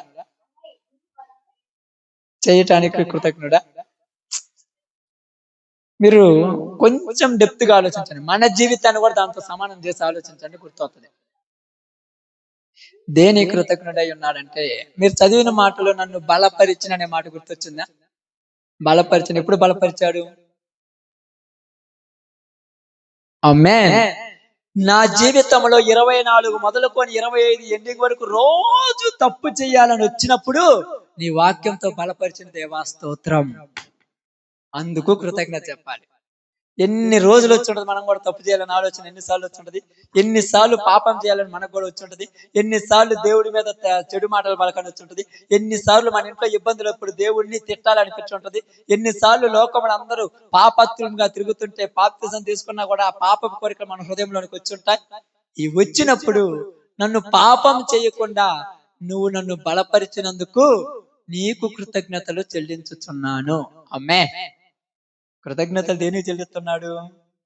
ఎంతవరకు నేను పాపం చేయకుండా కాపాడినందుకు. ఎందుకు కాపాడినంటే, రోజు నేను చెప్తాను చూడండి, 365 రోజుల్లో 12 నెలల్లో మీ అందరికి చెప్తున్నాను, 52 వారాలలో జరిగేది ఏంటంటే, వారానికి 10 సార్లు, 15 సార్లు, 20 సార్లు, రోజుకు 1 సార్లు, 2 సార్లు తప్పులు చేయాలని అందరికి అనిపిస్తుంటది. నాకు అనిపించలేదు అని ఉండరు అనుకోండి, వాళ్ళు ప్రభువునందు అబద్ధం ఆడుతున్నారు. తప్పు అంటే ఏంటిది? వ్యభిచారమే తప్పు అనుకుంటారు మనోళ్ళు, దొంగతనమే తప్పు అనుకుంటారు మనోళ్ళు. నీ ఇంట్లో వాళ్ళ మీద కోపం ఎన్నిసార్లు వచ్చి ఉంటుందో ఇది కూడా తప్పే. అందుకే మీకు మొన్న చెప్పాను, నరహత్య చేశారా అన్నాను, చేయలేదన్నారు. నరహత్య అంటే ఏంది? నీ సహోదరుని దుర్మార్గుడా అనటం కూడా నరహత్యతో సమానం. ఇప్పుడు చెప్పండి, ఎన్నిసార్లు పొరపడి ఉంటావు, ఎన్నిసార్లు మీ భర్తల మీద, భార్యల మీద, పిల్లల మీద బూతు మాటలు వదిలేసి ఉంటావు. తట్టుకోలేక కడుపులో నుంచి వచ్చేస్తుంది. ఏమవుతుందంటే, నువ్వు లేకపోయినా నేను శుభ్రంగా ఉండేదాన్ని, నువ్వు లేకపోయినా నేను ప్రశాంతంగా ఉండేవాడిని. అంటే లేకపోయినా అర్థమైంది. ఆమేన్. మన ఇది కొద్దిగా ఫ్యాషన్గా, తిట్టులో కూడా ఫ్యాషన్ తిట్టింది. ఎన్నడ పోతావురా అంటాం కంటే నువ్వు లేకపోయినా బాగున్నా అంటే ఫ్యాషన్ తిట్టు కదా. తిట్టుడు కూడా నైస్ తిట్టు, బాగుంది అనమాట. ఇదివరకు ఏమనే వాళ్ళ మోటుకున్నప్పుడు, నిన్ను ఎన్నడ పోతాడు, నిన్నెప్పుడు పెట్టాను, అది పాత తిట్టు. ఇప్పుడు నువ్వు లేకపోయినా నేను బాగుండేది అన్నట్టు అర్థమైంది, పెట్టిరాను అని అర్థం కదా అని తిట్టొచ్చా? అట్ట చేసిన ప్రతిసారి మన ప్రభు మనల్ని ఏం చేశాడు? బలపరిచి, అలా అనకూడదు, అలా చెప్పకూడదు, వాక్యంతో హెచ్చరించి, సువార్తతో హెచ్చరించి ముందుకు నడిపిస్తున్నందుకు దేవానికి కృతజ్ఞతలు. ఎంత గొప్ప మాట్లాడుతున్నాడు ఆయన. బలపరిచిన దేవునికి, నన్ను బలపరిచిన. చూడండి, కొరింథీ రాసిన పత్రిక 12వ అధ్యాయం అనుకుంటాను, 2 కొరింథీయుల పత్రిక 12వ అధ్యాయం అనుకుంటాను. చూడండి ఒక మాట,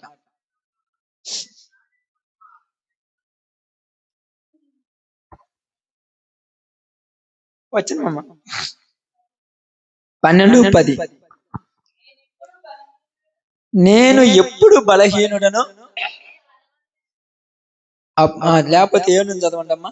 నాకు కలిగిన ప్రత్యక్షతలు బహు విశేషముగా ఉన్నందున నేను అత్యధికముగా హెచ్చిపోకుండా నిమిత్తము నా శరీరంలో ఒక ముళ్ళు నేను అత్యధికముగా హెచ్చిపోకుండా నిమిత్తము నన్ను నలగొట్టుటకు సాతాను యొక్క దూతగా ఉంచబడిను. అది నా యొద్ద నుండి తొలగింపవలెనని దాని విషయమై ముమ్మారు ప్రభువుని వేడుకొంటిని. అందుకు నా కృప నీకు చాలును, బలహీనత యందు నా శక్తి పరిపూర్ణమగుచున్నది అని ఆయన నాతో చెప్పాను. కాగా క్రీస్తు శక్తి నా మీద నిలిచి ఉండు నిమిత్తము విశేషముగా నా బలహీనత యందే బహు సంతోషముగా అతిశయపడుదును. నేనెప్పుడు బలహీనుడునో అప్పుడే బలవంతుడును. ఎందుకంటున్నాడు? క్రీస్తు నిమిత్తము నాకు కలిగిన బలహీనతలోను, నిందలలోను, ఇబ్బందులలోను, హింసలలోను, ఉపద్రవములలోను నేను సంతోషించుచున్నాను. నా శరీరంలో ఏముందంటున్నాడు ఆయన? ఒక ముళ్ళు. అది ఎవరి ముళ్ళు అంట? సాతాను యొక్క దూతగా ఉంచబడిన. ఆయన శరీరంలో ముళ్ళులు ఉన్నట్టుగానే మన శరీరాల్లో ముళ్ళులు ఉంటాయి. ఆ ముళ్ళులు అందరిలో ఉంటాయి. ఎందుకుంటాయంటే మనం పర్ఫెక్ట్ అయితే మనకేమవుతుంది? మనం పర్ఫెక్ట్ అని మనం అనుకుంటే మనకేమవుతుంది? అక్కడ చదవండి, అలా చదవండి.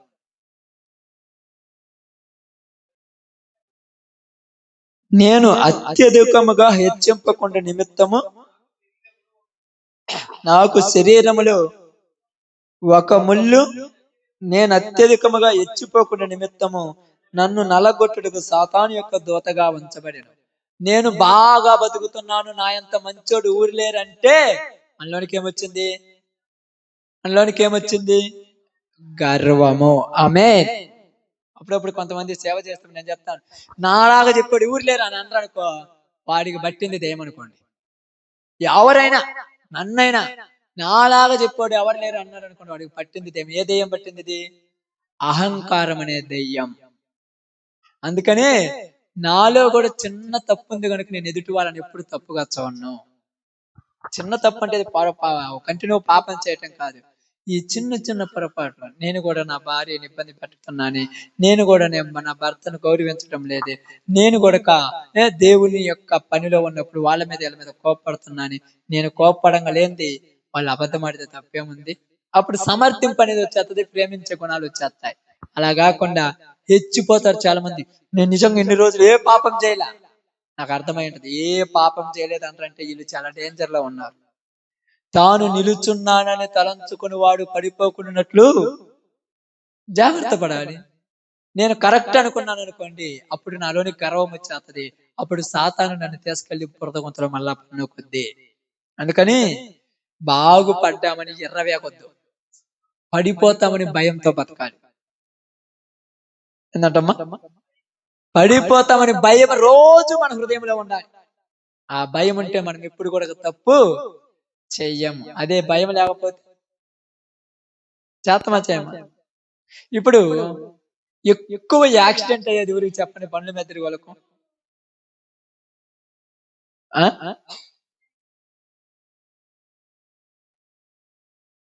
భయం లేకుండా స్పీడ్. ఓకే, మీరు అనేది అంతా కరెక్ట్, నేను కాదనట్లేదు.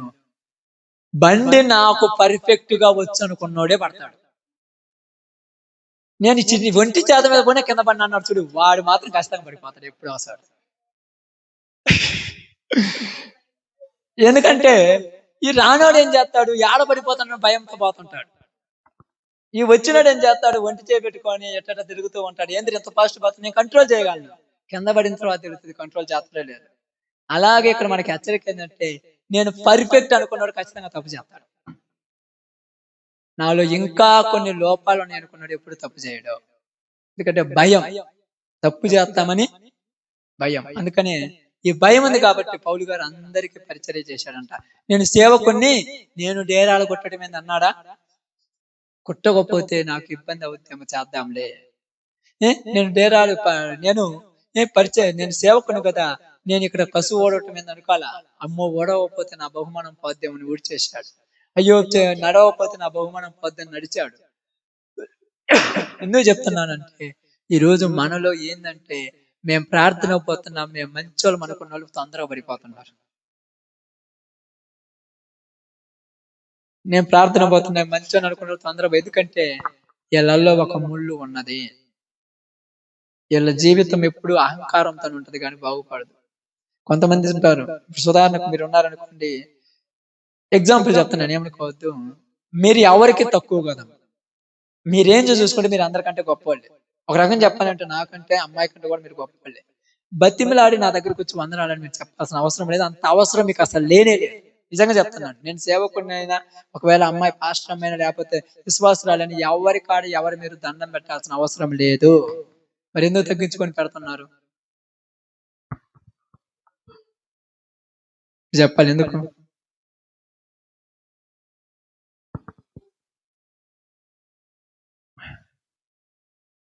ఆమేన్. నేను హెచ్చించుకుంటే ఇంకా మారనట్టే, హెచ్చింపుతనం వస్తే ఇంకా. అందుకని మీకు చాలా సార్లు చెప్తుంటాను, నేను వాక్యం చెప్పిందంటూ ఒకవేళ మీరు నా మెసేజ్లు యూట్యూబ్ ఓపెన్ చేస్తే 1000 పైన ఉంటాయి. వాటన్నిట్లలో 100కు 99 ప్రేమించమని చెప్పుంటాను. ఎక్కడ కూడా ప్రేమించండి ప్రేమించండి ప్రేమించండి చెప్పుకుంటాను. ఎందుకు చెప్తావయ్యా ప్రేమించమంటే, అన్నిటిలో శ్రేష్టమైనది ఏమిటి? శాశ్వత కాలం నిలబడేది, పరలోకానికి తీసుకెళ్లేది, సహోదరులను పాపంలో నుంచి రక్షించేది. ఆ ప్రేమ లేకుండా మనం ఏమైపోతాం? ఆమేన్, వ్యర్థులమే. ఇప్పుడు మీరు నాకెందుకు వందనాలు చెప్తున్నారంటే ప్రేమిస్తున్నారు కాబట్టి, మా యొక్క ఆత్మీయ తండ్రి గారు కాబట్టి. అంతే. నేను మీకు ఎందుకు చెప్తున్నానంటే మా యొక్క ఆత్మీయ పిల్లలు కాబట్టి. నేను చదువుకున్నాను, నేను లెవలేంది, వీళ్ళకి నేనేంది వందనాలు చెప్పేది, వాళ్ళ ఇళ్ళకి పోయి వాళ్ళని పిలిచేది అని అనుకున్నానుకో, మీ దగ్గరికి నేను రాలేను. నా గర్వమే నన్ను పాడు చేసేస్తాడు. ఈరోజు చాలా మంది లెవలేని అట్నే ఉంది. నేను అదే చెప్తాను, వాళ్ళకు మారు మనసు రాదు.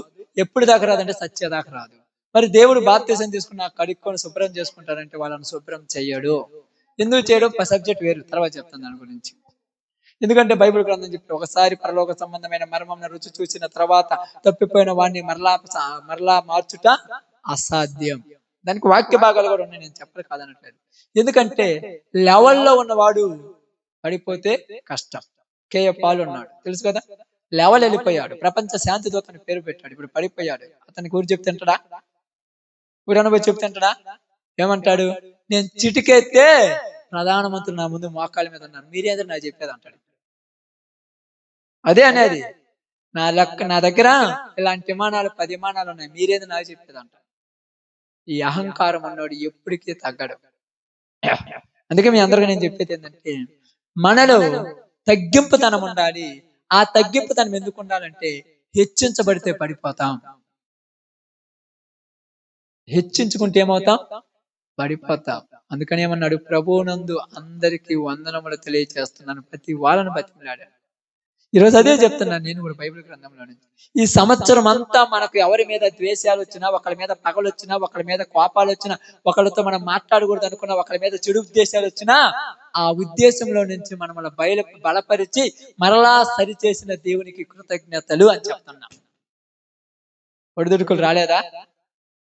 విశ్వాసుల మధ్య భేదభావాలు రాలేదా? కనపడని యుద్ధం లోపల చేసుకోలేదా? కనపడని పోరాటం లోపల చేయలేదా? బయట వాళ్ళ కనపడకుండా లోపల ఒకరి మీద ఒకరు కుమిలిపోలేదా? అయినా వీటన్నిటిలో నుంచి మనల్ని బలపరిచి మరలా నడిపించాడంటే దేవుడికి స్తోత్రమా కాదా? అవునా కాదా? అందుకు కృతజ్ఞుడై ఉన్నాడు. ఏమంటున్నారు చూడండి, 2 తిమోతి 4వ అధ్యాయము 7వ వచనం ఒకసారి చదువు. 7. మంచి పోరాటము అంటే ఏ పోరాటం అంటే ఇది? ఎంతకుముందు పోరాడింది చెడ్డ పోరాటం ఏంది, మంచి పోరాటం ఏంది? చెప్పింది కరెక్టే. చెడ్డ పోరాటం ఏంది, మంచి పోరాటం ఏంది? అర్థమయ్యేటట్టు చెప్పేస్తే అయిపోద్ది. చెడ్డ పోరాటం ఏంది, మంచి పోరాటం ఏంది? మీరు కూడా చెప్పచ్చమ్మా, మీరు కూడా. చెడ్డ పోరాటం అంటే ఏంది, మంచి పోరాటం అంటే ఏంది? సింపులే. మీరు పెద్ద లోతులో పోతారు, సింపుల్ కాదు సార్. చెడ్డ పోరాటం అది, మంచి పోరాటం. మంచి దారి అది, చెడ్డ దారి అది. మంచి దారిలో పోతే మంచి దారి, చెడ్డ దారి పోతే అదే మంచి పోరాటం ఏంది, చెడ్డ పోరాటం ఏంది? చెడ్డ వాటి కోసం పోరాడితే చెడ్డ పోరాటం, మంచి వాటి కోసం పోరాడితే మంచి పోరాటం. అంతే కదమ్మా? పాపం కొంతమంది పోరాడతారు. యాడుంటది? యాడో ఎక్కడది? యాడ నుంచి 5 కిలోమీటర్లు ఉండేది ఒక మన కొనకమెట్ట ప్రాంతం. నేను ఒక 5-6 సంవత్సరాల క్రితము పరిచర్య చేసి అప్పుడు బండి మీద పోతుంటా కదా. రాత్రి ఎప్పుడు 10-11 12 వస్తున్నాను. సువార్త పోయి 12 వస్తుండగానే ఒక ఆయన పాపం ఆ టైంలో పోరాడుకుంటూ వస్తున్నాడు ఆ నుంచి. పడతా లేత పడతా లేత పడతా లేత తెల్ల చొక్కా తెల్ల లింగి కట్టుకున్నాడు, వస్తా ఉన్నాడు. ఇవురా ఏందిరా ఈ సమయంలో ఎలా వస్తున్నాడు ఏందిరా అనుకుంటాను. నేనేమో ఒకదాని కోసం పోతే ఆయన ఇంకో దాని కోసం పోయాడు. ఇప్పుడు ఇద్దరు పోరాడి వస్తున్నాగా, ఇప్పుడు ఇద్దరం పోరాడుతున్నాగా. ఆడికి వచ్చిన తర్వాత ఏందన్నా ఏడనమంటే ఏం లేదయ్యా, ఇప్పుడే పండుకున్నాను, నిద్రపోయాను, లేసాక ఈ టైం అయింది. ఎప్పుడు పండుకున్నావు, ఎప్పుడు లేచినావు, ఏందన్న ఏది ఆడికొచ్చినావు, ఏంది ఈ సమయం ఇదేదంటే ఏం లేదులే ఇంటికి పోతున్నాను అన్నావు. నేను కూడా ఇంటికి పోతున్నావు అంటే నేను బండి ఎక్కను, నేను నడిచొస్తాను, నేనేం తాగిన అనుకున్నావు అంటుండు. నువ్వు తాగలేదులే అన్న, రాన్న బండి ఎక్కి రాన్న, ఏం కాదు రాన్న. అయ్యా లేదు లేదు నేను బండి ఎక్కను, నేను నడిచొస్తాను. డాడా ఆ యొక్క పుట్టూరుపల్లి దారి చూడు, ఆ దారి కాడ ఆటో నెదురొంక దగ్గర నేను ఎక్కనాను. ఎక్కకపోతే నాకెందుకు, నేను కొద్దిగా ముందుకు రాగానే చిన్నాడు చిన్నాడు చిన్నాడు ఆగని పిలిచి మళ్ళీ ఎక్కొచ్చు. అంటే ఇప్పుడు ఎందుకు చెప్తున్నానంటే తప్పులు చేయటానికి ఇంతకు ముందు మనము పోరాడాం. అది గుర్తు రావడానికి ఎగ్జాంపుల్ చెప్పాను. ఎట్ట పోరాడామంటే మొలకంపలు దూకాం, గోడలు దూకాం, దొడ్డుదారులలో తిరిగాం, అడ్డదారులలో తిరిగాం, గుంతల్లో తిరిగాం, పొలాల్లో తిరిగాం, పనికి మాలిన చోట్ల తిరిగాం, ఎక్కడెక్కడ తిరిగాం. భార్య కాని రాకుండా, భర్త కాని రాకుండా, పిల్లలకు కాని రాకుండా అడ్డదారులన్నీ దొక్కాం. అదే పోరాటము చెడ్డ పోరాటం. ఈరోజు మంచి పోరాటం. 10 మంది చూస్తుంటే బైబిల్ పట్టుకొని పోతున్నాం. ఎవరు మనం ఏమంటారు, ఎగతాళి చేస్తారని చేయని. మనం ఏమన్నా పాపం చేయటానికి పోతే భయపడాలి, అంతే కదక్క. తాగుబోతనానికి తిరిగిపోతానని పోతే భయపడాలి. మనం మంచి పని చేస్తున్నాం, మనం ఎందుకు భయం? ఇప్పుడు ఇది మంచి పోరాటం. ఈ మంచి పోరాటం ఎవరికి నచ్చదు? చెడ్డవాడికి నచ్చదు. చెడ్డోడు మనకు నచ్చుతుందా? మనకు నచ్చడు. మనకు వాడు నచ్చినప్పుడు వాడు మనం వాళ్ళకి ఎట్లా నచ్చుతామమ్మా? కొద్దిగా ఆలోచించండి. మనకు వాడు నచ్చినప్పుడు వాడు మనకు నచ్చుతాడా? కాబట్టి ఆయన అన్నాడు, మంచి పోరాటం పోరాడి తిని నా పరుగు తుదమెట్టుంచి తిని విశ్వాసమును, అది మనకు మెయిన్ పాయింట్ ఏందంట, విశ్వాసమును కాపాడుకుంటుని. ఇంతవరకు నేనేం చేశాను? విశ్వాసాన్ని ఎందుకు కాపాడుకున్నా? బాగానండి, అసలు కాపాడుకోవాల్సిన అవసరం ఏముంది? కాపాడుకోకపోతే ఎప్పుడో పోయేది. ఎందుకంటే ఇప్పుడు మీ అందరికి పాపం మీరు దేవుళ్ళలోకి వచ్చారు కాబట్టి కొంతమందికి ఆలోచనలు లేవేమోలే. మీరు అందరూ బంగారు నగలు అందరికి ఉన్నాయా లేవు? ఇళ్లలో ఉన్నాయా లేవులే? ఉన్నాయి కదమ్మా. కొంతమంది బ్యాంకులలో ఉంటారు భద్రంగా, ఇళ్లలో దొంగలు పడుతున్న బ్యాంకుల్లో దాచిపెట్టుకుని ఉంటారు. ఈ నగ అంటే తాడు గాని, లేకపోతే నక్లెస్ గాని, లేకపోతే హారము గాని వేసుకున్నప్పుడు ఒక చూపు దేని మీద ఉంటది? 2 చూపులు ఉంటాయి అంటారు కొంతమంది. ఒకటి ఎందుకే 2 ఉంటది? దానికి ఒక పిన్నేసి పెడతారు, మళ్ళీ ఒకటి పెడతారు, మళ్ళీ కింద దారం పెడతారు, దాని నుంచి మళ్ళా కడతారు, తగలటానికి శరీరానికి గుచ్చుకుంటారు, ఏదేదో చేస్తుంటారు దాన్ని. ఎందుకంటే ఎవరైనా తీసుకుపోతాడేమో. ఎందుకు తీసుకుపోతాడు దాన్ని? విలువైంది కాబట్టి తీసుకుపోతాడు. ఇప్పుడు కూడా చాలా మంది ఫంక్షన్ పోయేటప్పుడు చాలా వేసుకొని పోతుంటారు, పిచ్చి పిచ్చి అన్ని కూడా. ఇప్పుడు వాటి మీద దృష్టి పెడతారా? ఎందుకు? అప్పుడు ఏమంటారు? ఎవరైనా నీ చేతితో నీ మెల్ల ఉన్నటువంటి నెక్లెస్ లాక్కొని ఇరికింది అనుకో, నువ్వు చూసి ఏమంటావు? అన్ని నవ్వుతావుగా, పిచ్చోడా పిచ్చిదిరా, ఎందుకురా లాక్కొని పోతున్నావు, దేనికి పనికిరాదు. అప్పుడు దాని మీద లక్ష్యం ఉంచాల్సిన అవసరం ఏమి. కాబట్టి లోకంలో మనం ఉన్నప్పుడు మన గురించి పెద్ద జాగ్రత్త పడాల్సిన పనిలే మనం. ఎందుకంటే అది లోకంలో పనికి మాలింది, పెద్ద జాగ్రత్త ఏమి, ఏడైనా పనికి రోకం పోతమే అయిపోయింది. ఇప్పుడు దేవుళ్ళో ఉన్నాం కాబట్టి జాగ్రత్తగా ఉండాలి. ఎందుకు? బంగారాన్ని తీసుకుపోవటానికి దొంగ ఎలాగైతే కాపు కాస్తాడో, నీ విశ్వాసంలో నుంచి నిన్ను పడగొట్టడానికి దెయ్యంగాడు రోజు మన చుట్టే ఉంటాడు.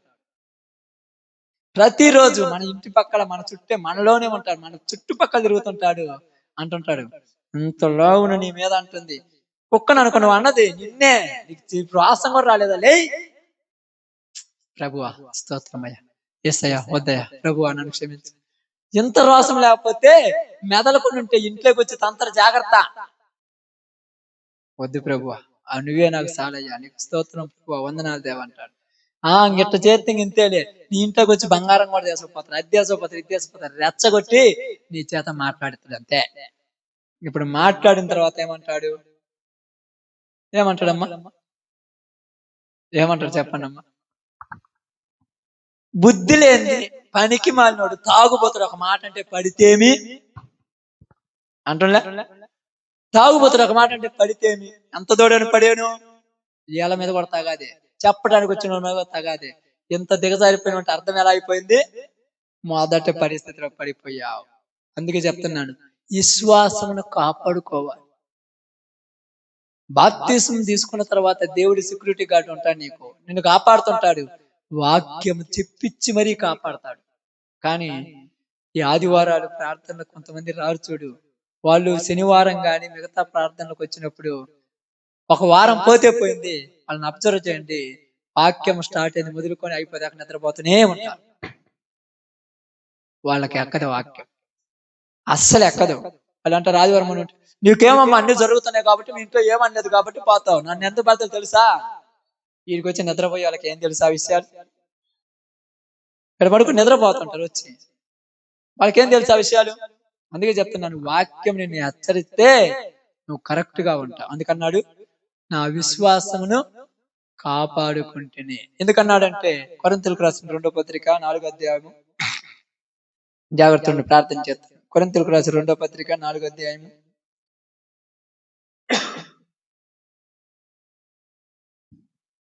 7 నుంచి చదువుదాం. గనుక మొదటి 2వ కొరింథీయులమ్మ, సారీ 2వ కొరింథీయులేనా, 4వ అధ్యాయము 7 నుంచేనా? చూద్దాం ఆగండి. 4వ అధ్యాయము 7వ వచనం నుంచి ఒక్కసారి చదువుదాం. సారీ 4వ అధ్యాయము 14 నుంచి చదువుదామమ్మ. 8 విశ్వసించి తిని గనుక మాటలాడి తిని. ఆమె ఎందుకు మాట్లాడాడంటేనా, విశ్వసించి తిని గనుక మాటలాడి తిని. ఏమని మాట్లాడుతున్నాడు అని రాయబడిన ప్రకారము అట్టి విశ్వాసంతో కూడిన ఆత్మ గలవారమై మన ప్రభు అయిన యేసును లేపిన వాడు యేసుతో కూడా మమ్మను కూడా లేపి మీతో కూడా తన ఎదుట నిలవబెట్టునని ఎరిగి మేము విశ్వసించుతున్నాము కనుక మాట్లాడుతున్నాం. ఈరోజు నమ్మాలి. ఏమని నమ్మాలి? ఏమని నమ్మాలమ్మా? విశ్వసించుతున్న కనుక మాట్లాడుతున్నాడు. ఏం మాట్లాడాడు ఆయన? ఏం మాట్లాడాడు ఆయన? అక్కడ ఏమన్నది మీరు చదివితే ఏమన్నది ఆడ? ఏం మాట్లాడాడు ఆయన జీవితంలో చెప్పండి. అది ఏం మాట్లాడాడు? విశ్వసించిన కనుక మాట్లాడుతుంది. ఏమని మాట్లాడుతున్నాను? ప్రభు అయిన యేసును లేపిన వాడు ఆయనతో కూడా నన్ను లేపుతాడు కాబట్టి నేను మాట్లాడుతున్నాను. ఏం మాట్లాడితే వాళ్ళు వద్దన్నారు ఆయన? ఏం మాట్లాడాడు తెలుసా ఆయన? ఫిలిప్పీ పత్రిక తర్వాత చదువుకోండి. సమస్తము పెంట, ఇదంతా వేస్ట్, ఇది ఏది కూడా నాతో రాదు అని చెప్పి ఏట కోసం నేను పాకులాడలేదు అన్నాడు. ఈరోజు మనము కూడా వ్యర్థమని చెప్పి ఏట కోసం పరుగులు తెస్తున్నామా లేదా? అంటే విశ్వసించాము కానీ మాట్లాడలేకపోతున్నాం. ఎందుకు మాట్లాడలేకపోతున్నామంటే, మాట్లాడాలంటే మనకు దేవుడికి మొదటి ప్రాధాన్యత ఇచ్చేటువంటి జీవితంలో ఉండాలి. సమస్తము పెంటతో సమానం అన్నాడు. నిజంగా నాకు అప్పుడప్పుడు ఒక 5,000 10,000 నా చేతిలోకి వస్తే వెంటనే ఏం గుర్తొస్తుందంటే, ఏదన్నా బాక్స్ కొందామా, ఏదన్నా పరిచర్యకి ఏదన్నా కొందాం, ఇంక ఏరి ఆలోచన రానే రాదు. ఏందయ్యా ఎందుకు అదే చేసుకోవాలంటే, ఎందుకు? దేవుని పని కొరకు వచ్చాను, ఉద్యోగం చేస్తున్నా. నేను ఉద్యోగం చేసినందుకు డబ్బులు ఏం కొనుక్కోవాలనుకుంటాను? ఒక ప్లాట్ కొనాలి, ఆ భార్యకు నగలు చేయాలి, ఇంకొక ఇల్లు కట్టియాలనుకుంటాను. ఇప్పుడు నేను ఉద్యోగం మానుకొని దేవుని వచ్చాను. ఇప్పుడు ఈడికి వచ్చిన తర్వాత ఒక ప్లాట్ కొందాము, నా భార్యకు నగలు చేపియాలి, ఇల్లు పైన ఇంకొక ఇల్లు కట్టుకుందామని వచ్చిందంటే ఎట్లుంటది? ఇప్పుడు ఏమనిపించాలి? పరిచర్యలు ఏమన్నా తక్కువ ఉన్నాయేమో, ఒక బాక్స్ కావాలి, పరిచర్యలో ఇంకొక వెహికల్ కావాలి, ఎటన్నిటికీ కావాలి. డబ్బులు చేతిలో వచ్చి ఈ కొనటానికే నాకు ఆలోచన వచ్చేస్తున్నా. పౌలు గారు కూడా అదే చెప్తున్నాడు. ఎందుకయ్యా వేస్ట్ ఖర్చు? ఊర్లో వాళ్ళందరూ ఏమంటారు తెలుసా? ఎందుకేంటి పనికిరాని ఎవరో కొనుక్కున్నారు అంటారు. వాళ్ళకేం తెలుసు ఎవరి గురించి? మన పరిచర్య ఇదే. ఇది ఈ రోజు దీంతో మాట్లాడితే వాళ్ళందరూ వింటారు. ఇంటింటి పోయి చెప్పలేం కదమ్మా. దీంతో మాట్లాడితే వాళ్ళందరూ వింటున్నారు. వచ్చే వాయిస్ కూడా క్లారిటీ రావాలి, నీట్ గా రావాలని మంచి బాక్సులు కొంటా. ఆ మిక్సర్ కొన్నా. ఎందుకంటే ఇది గరాబిరా అంటుంది, గరిబిచి కాకుండా నీట్ గా వాయిస్ బయట పోవాలని కొనుక్కున్నా. వాళ్ళు స్పష్టంగా వినాలి అని కొనుక్కున్నాం. అంతేనా కాదా? కాబట్టి దేవుడి పని ఖర్చు పెట్టాలనే ఆలోచన ఆయనలో ఉంది. కాబట్టి ఆయన ఏమన్నాడంటే, ఎందుకయ్యా పౌలు గారు ఇదంతా వేస్ట్ చేసుకున్నావు, నీ ఉద్యోగం వదిలిపెట్టావు, ఆస్తులు వదిలిపెట్టావు, ఐశ్వర్యం వదిలిపెట్టావంటే ఇది నాతో కూడా రాదు. రేపు నేను చనిపోయి మరలా తిరిగి లేస్తాను, అప్పుడు నా కొరకు నా ప్రభు సిద్ధపరిచింది నాకు కావాలి. కానీ ఈ రోజు దేనికోసం పోరాడుతున్నారు? దానికోసం పోరాడుతున్నారు.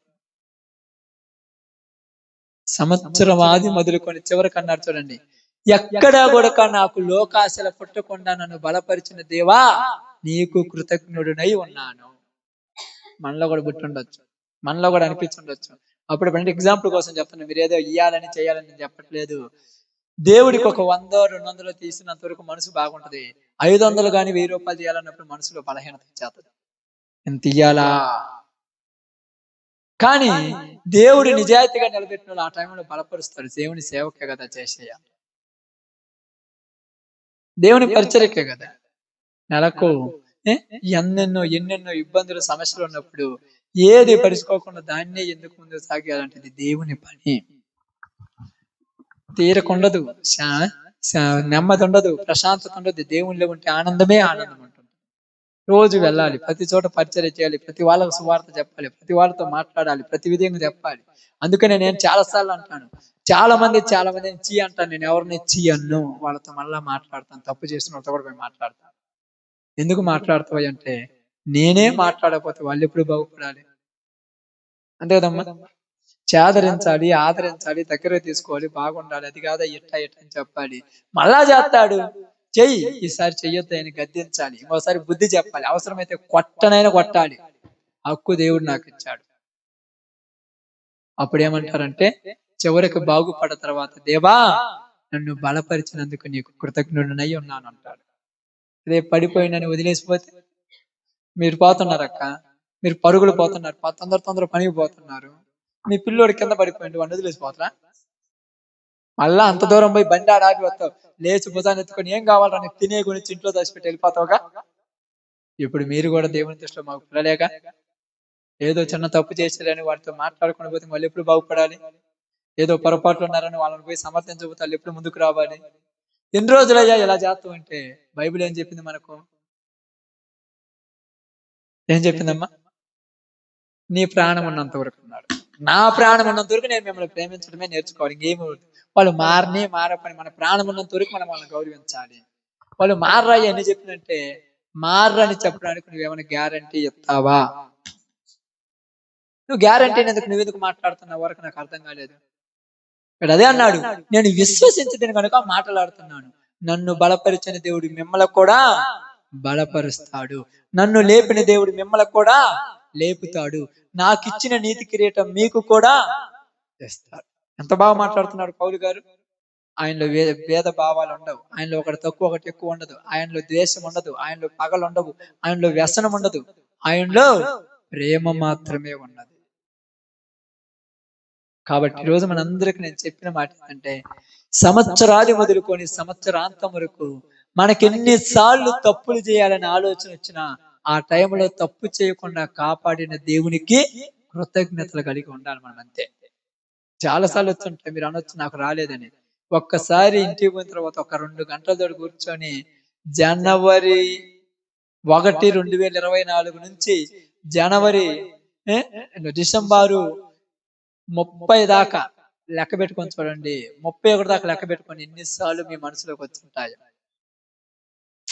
మనం శరీరంలో ఉన్నామమ్మా, తప్పుంటాయి, వస్తాయి. అయ్యేందో వద్దన్న గుర్తొచ్చేస్తుంటాయి, వద్దన్న వస్తుంటాయి. కాబట్టి ఇదే చెప్తున్నాడు ఆయన, ఈ సంవత్సరం అంతా నన్ను బలపరిచిన దేవునికి కృతజ్ఞుడినై ఉన్నాను. ఈరోజు మనం కూడా అదే చెప్దాం.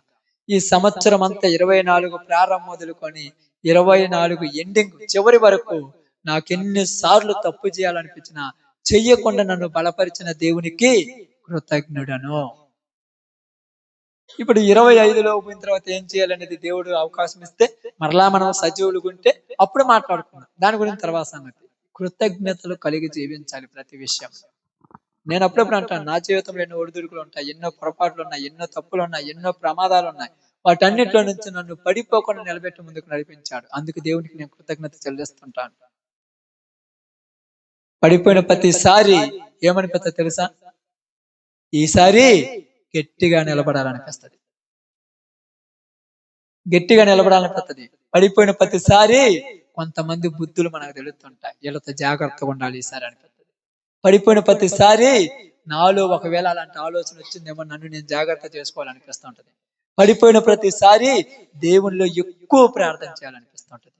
కాబట్టి అంతము వరకు నా నీతి కిరీటాన్ని ఎవరు కూడా అపహరింపకుండా నువ్వు దాన్ని కాపాడుకోవాలి.